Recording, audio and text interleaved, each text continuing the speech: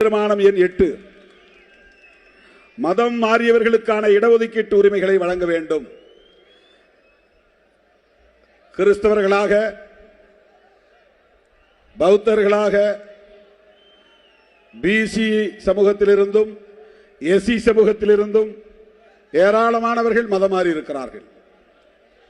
அதனாலேயே அவர்களுக்கு இடஒதுக்கீடு மறுக்கப்படுகிறது. ஆகவே விடுதலை சிறுத்தைகளின் இந்த பேரணி இந்த தீர்மானத்தை முன்மொழிகிறது.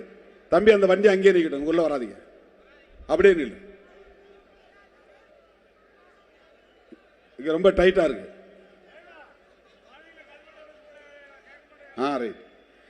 இந்து மதத்திலிருந்து சீக்கியம், பௌத்தம் ஆகிய மதங்களுக்கு மாறியவர்களுக்கு இடஒதுக்கீடு உரிமை மறுக்கப்படவில்லை.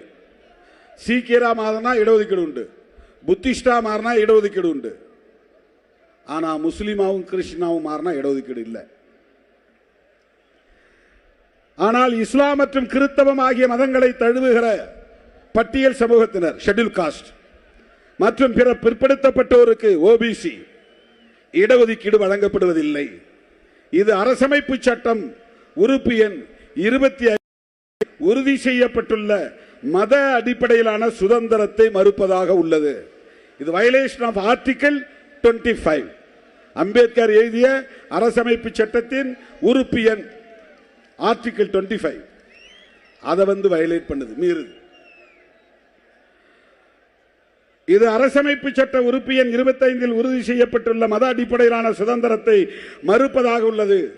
ஒருவர் எந்த மதத்தை தழுவினாலும் அவருக்கு முன்பு என்ன உரிமைகள் இருந்ததோ அவற்றை பாதுகாக்க வேண்டியது அரசின் கடமையாகும். எனவே இடஒதுக்கீடு உள்ளிட்ட உரிமைகளை மதம் மாறிய பட்டியல் சாதியினர் மற்றும் பிற பிற்படுத்தப்பட்டோர் ஆகியோருக்கு மறுக்கக்கூடாது.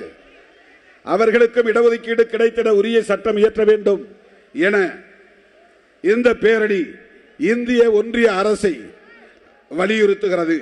கிறிஸ்தவத்தை தழுவிய பிற்படுத்தப்பட்டோரையும் பட்டியல் சமூகத்தினரையும், அதாவது தலித் கிறிஸ்டியன்ஸ், பட்டியல் சமூகத்தினரையும் தமிழ்நாடு அரசு பிற பிற்படுத்தப்பட்டோர் பட்டியலில் வைத்து தற்போது இடஒதுக்கீடு வழங்கி வருகிறது. அது போதுமானதாக இல்லை. எனவே அவர்களின் எண்ணிக்கைக்கு ஏற்ப தனியே உள்ஒதுக்கீடு வழங்க வேண்டும் என தமிழ்நாடு அரசை இந்த பேரணி கேட்டுக்கொள்கிறது.